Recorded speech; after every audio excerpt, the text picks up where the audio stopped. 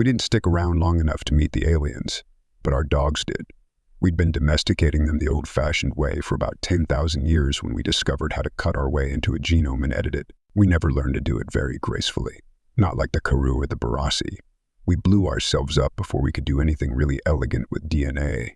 But with a combination of focused breeding and trial and error gene editing, we yanked around the canine genome in the right direction. But by the early 22nd century, we had ourselves the dog.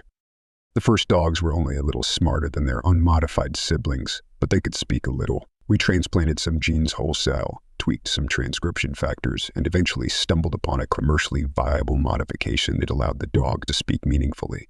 Putting together nouns and verbs is wildly controversial and instantly popular. Pet ownership became less stressful when you could explain things to your puppy while potty training her instead of relying so heavily on the traditional set of reinforcements. Your dog could describe to a vet where a pain was, even though they weren't very precise with it. They weren't all that good at labeling parts of their bodies, and it was nice too to have my dog Anders come into my room every night and sleepily murmur, "Love you," as I scratched his belly. It wasn't so long before they started making dogs that were smarter as well. One time, the breeder who'd sold us, Anders, came to my parents' villa and gave him some kind of test matching words to concepts and moving blocks around and so forth. It was wonderful and clever.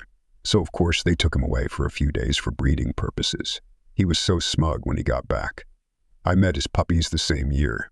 The mother, a Malloy dog, nosed at me cautiously before letting me in to see her litter. Her puppies as dark as she was with, Anders' ears were whimpering words at me already. Milk, good, mama, and puppy. They hadn't even been weaned. Anders and Lily were the smartest, most articulate dogs of their respective litters, so it made sense that the babies were already talking. Anders died when I was in middle school. My conservative parents, who I suspect never truly thought of Anders as a person, were relatively unaffected, or struggled through my grief alone, and it took me years to get over his passing. It wasn't until I started college that I opened up to adopting again and got Vasanti. Vasanti was a 2-year-old golden retriever rescue whose human advocate was trying to get her last owner imprisoned for his treatment of her. I swear Vasanti could have spoken to the lawyers herself. She was an incredibly smart dog, highly modified, very expensive. Like all dogs, she couldn't read, but unlike most dogs, she had patience, in fact, a love for audiobooks. After I got back home from class or work, I'd make myself dinner. Vasanti fed herself, of course. I left her food in an unlocked pantry, and for the most part, she was responsible with her freedom and settled down with my arms around her, listening to 20th century naval histories, which Vasanti really loved for some reason. Then we'd go for a run together, me throwing a tennis ball, her bounding ahead and wagging her big golden tail so hard that our neighbor told us she never had to sweep her driveway. I'm getting to our extinction in the aliens, I promise. Vasanti was with me when the world ended. She was 10, a fourth of a way through her life, just like I thought I was. They'd made a series of advances on extending the dog lifespan in the decade Vasanti was born, and Vasanti lived to be 42, which is close to the median lifespan of dogs now. We talked about death every now and then, grappling with the fact that I'd outlive her. Vasanti would get so distressed, not at the thought of dying, but at the thought of my grief when she left me. I'd been honest with her about how much losing Anders had hurt, and that I loved her more than I'd loved Anders. As it turns out, I never had to live without her. I went first. Near the end, we'd watch the news together in my parents' home. The bombs were so powerful, neither of us had the capacity to really understand the death toll.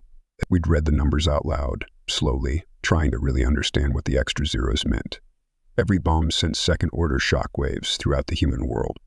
Famines, tsunamis, massive grid shutdowns. The bad news came so fast and heavy that we grew numb to it. War was a thing of history textbooks to me and Vasanti.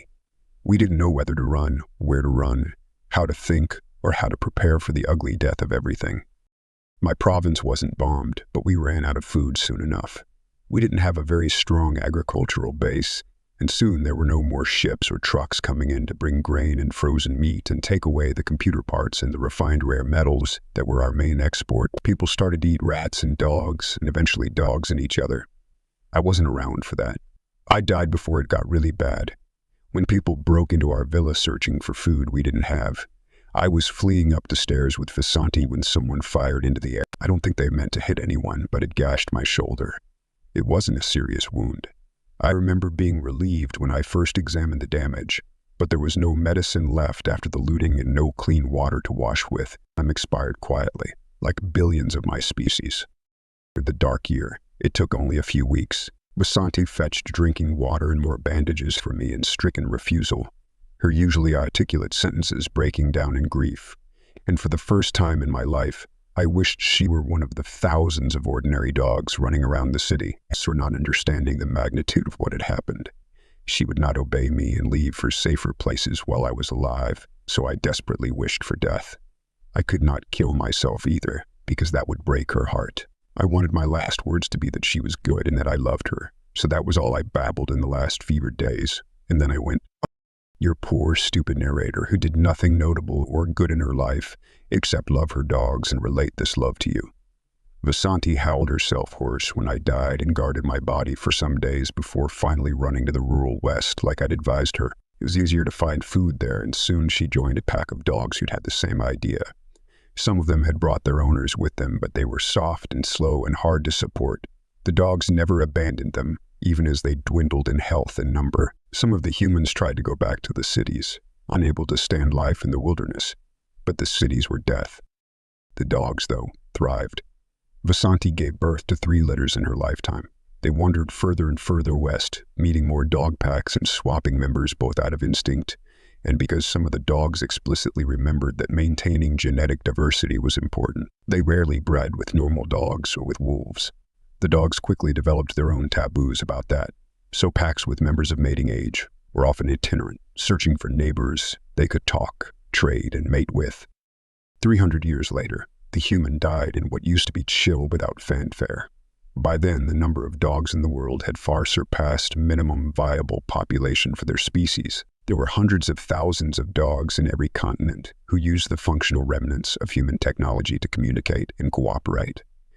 They couldn't fly planes or revive our power plants, but they used radio and our old highways for fast transport. Young dogs often formed packs to visit decaying human cities to marvel at the size of the buildings, the appearance of statues in city squares, and the smell of the decaying automobiles. No human individual was remembered by then. It was not their fault. We had not bred them for their generational memory. They came up with songs and oral histories, but passed them on without great consistency. Vasanti told all her children about me, how good and brilliant she'd thought I was, but they'd never met me and passed on quite distorted stories to their children if they remembered to do so. Soon enough, those stories just became part of one story. One shared memory of man who had left them and the cities that smelled of metal and concrete. They knew that they were different in some fundamental way from the other animals, that it had been man who had made them that way to be less alone in existing. The first aliens came by in what would have been 4018 and by the calendar most of us were using when we died out. There was no such thing as a domesticated dog by then, only wolves. Some of them the descendants of your household terrier or shih tzu. The aliens landed not so far from the ruins of my home, gawking at long-dead Beijing and taking excited notes. There were 4 different species represented among them. The tentacled CU and methane-eating hasses were in suits, but the T-Dan and M didn't. The local dogs caught their sin and investigated, and were investigated back. Within a few weeks, the aliens had enough information to start translating. Who built these dams, these nuclear reactors, the satellites in your sky? They asked. Those were made by man, the dogs told them, but we do not use them. Where are they now? Gone, long gone. What were they like? And they were clever and brave. They gave us speech so they could understand and love us better. The aliens took samples of dog saliva and fur and took them away to check for traces of artificial modification. They found our fingerprints everywhere, of course, and came back with more questions. We don't understand, they said. These ruins tell one story about man, that they were powerful but crude, that they were hobbled by their inability to leash their own growth, that they were not intelligent enough to save themselves from their own excesses. We have seen the traces of species like them before, and no one who remembers them does so fondly. They flourish like a cancer and abruptly deflate, leaving gaudy shells like this stadium or that skyscraper. But they loved us, the dog said. We do not remember the complexities of the events that led to their disappearance, but we know that they did their best to stop it. We know they were trying to be good, even when it was hard. While the dog elders argued with the aliens about their disappeared creators, A bold young dog named Yang cautiously approached one of the aliens looking out at the forest. Like most dogs in this area, she had a little bit of my Visanti in her, and you could see it in the shape of her muzzle and the long sweep of her tail. She was only 4 years old, recently an adult in her pack. Something about the sleek-skinned, bipedal, and the shape of its limbs caught at an obsolete but non-vestigial instinct of hers. She went up to the AM, even though none of her peers had dared her, and asked for its name. The did not need a machine to speak. Its flexible, baited trach allowed it to make a wide range of noises, including those used by the dogs. Rofu, it said. Yang liked that name. It was one she could bark out excitedly. Rofu, I am Yang. You come from the stars, isn't it dark out there? Weirdly, said Rofu. In fact, it's aglow with electromagnetic radiation at all times. It has the brightest suns and the best nebulae and the richest mysteries. Is there anything to chase? Yang wanted to know. Rofu didn't quite understand Yang's question, but tried to answer well anyway. Las. The past, of course. Different translations of an important book. A blueprint for an old technology. A fossil in amber. A preserved hard drive. Yang was impressed by this list of strange new things to chase. Are you a great hunter? Rofu seemed puzzled by this question and queried its translator several times before coming up with an answer. No, I am an intern in this astroarchaeology mission. What is an intern? What is astroarchaeology?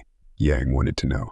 So Rofu sat down and started explaining to her, and remained unfazed when Yang, after a while, stretched out over its bent lower limbs and started wagging her tail as they spoke. When Rofu returned to the ship for its meal, Yang waited outside until it returned, and they roamed around the forest for hours that night, talking to each other about the history of their respective species. When the aliens finished their investigation and left 3 months later, Yang went with them. I don't know what she saw and did out there in a wider universe than I ever saw, but when the ship returned in a decade, she was part of the crew, inseparable from Rofu and its sportsmates. 3 more dogs left with the ship this time, and when it came back in another 10 years, there were several dozen new dogs on it, many of whom stepped onto Earth and decided it suited them better. Almost none of Yang's children, though. Yang's children loved the warm hum of the alien ships, the glow of new suns, and the thrill of sighting alien squirrels in other galaxies, even if they were implored by their friends not to eat them. And soon, every time a ship landed on Earth, there were always a number of dogs getting on or off. The dogs never built their own ships, but they became a staple of the intergalactic society anyway. The dogs bonded to certain species more than others, often to the bipedal, warm-blooded, and sometimes to the laconic, tactile Tidan, and occasionally to the brilliant, small, stubby-limbed Barassi, who sometimes rode the dogs they bonded with such good friends. The dogs don't think about us as often nowadays. They're busy with new stories and new forests, but their brains still remember.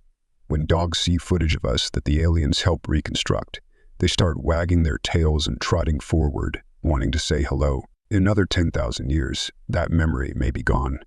No one's actively redomesticating dogs. Gradients are in place. Dogs who bond with Barassi tend to breed with other dogs who have bonded to Barassi, and the AM dogs with other dogs on ships, and in a few millennia, the dogs will be pricking their ears for a different set of scents and noises and might not react instinctively to bipeds of a certain shape at all. But even so, dogs are proud of where they came from and enjoy answering questions about their origins and ancestry. Every weaned puppy knows the story of how we bred them, loved them, and disappeared before we could meet the Barassi or the M. I'm glad to be remembered through our dogs. It is a better portrait than we could have painted for ourselves with our cruel, irradiated ruins. Most aliens, not being scholars of old Earth history, take a dog at her word when she says of us that we were brave and clever and kind. Why would they not, when the claimant is the embodiment of these virtues, with her keen nose and lolling tongue and intelligent eyes turned eagerly towards the stars?